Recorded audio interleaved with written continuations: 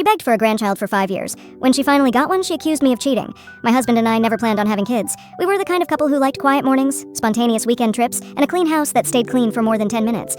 But our moms acted like we were committing some moral crime every time we said we weren't ready. My mom said it was irresponsible. My mother-in-law said it was selfish. They cried, lectured, prayed, and sent guilt in every possible form. The only relief was that they hated each other so much they never combined forces. Then I turned 30, and life played a joke on us. I got pregnant. We were shocked at first, but after long talks on the couch and a few nervous laughs, we decided to keep the baby. There was fear, sure, but also excitement. A kind of quiet, new chapter feeling. You would think our moms, after 5 solid years of pressure, would be thrilled. They were not. It was like someone flipped a switch.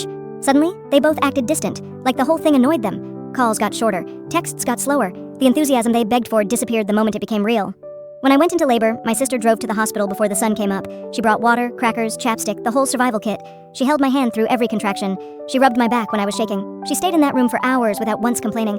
Meanwhile, my mom didn't show. My mother-in-law arrived hours later holding her purse like she was stopping by a department store. After my son was born, my sister and I walked down to the nursery together. Families filled the hallway whispering and pointing at their babies. Some newborns cried like tiny alarms. Some waved their arms like they were fighting invisible enemies. A few stared blankly at the ceiling like exhausted old men trapped in tiny bodies. My son was different. He was hiding, both hands covering his face like he had already discovered shame. Only his nose peeked out between his fingers. My sister leaned close to the glass and whispered loud enough for strangers to hear. He already knows he looks like his ugly daddy. Poor kid is embarrassed on day one. I started laughing because it was their running joke. My husband and my sister have greeted each other with hi ugly for years. They are both ridiculously good looking, which makes the joke even funnier. We were still laughing when I saw my mother-in-law and sister-in-law coming down the hallway. They walked together like two people who believed every space belonged to them. They stopped directly in the nursery doorway, blocking everyone. A man said excuse me twice. They ignored him. When he squeezed past, my SIL muttered unbelievable under her breath. Then they came to the window. No congratulations, no asking how I was doing, no acknowledgement that I had just given birth. My SIL stared at the rows of babies and said, "Which one is yours?" I pointed at my son still hiding like a tiny celebrity avoiding paparazzi. Instead of asking to see his face, she turned to my MIL and said quietly, but very clearly, "You were right. He does not look anything like your son." My meal nodded slowly like she was confirming a long-held theory. I knew he would not. My sister froze. I felt heat rising in my face. These two had a history.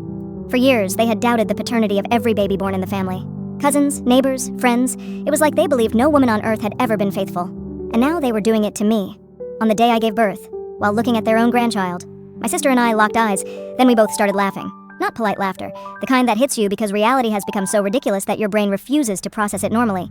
5 straight years of begging us for a baby, 5 years of pressure and guilt, and the minute a baby finally existed, they decided he couldn't possibly be related to them. And that was the moment I realized something simple and painfully clear.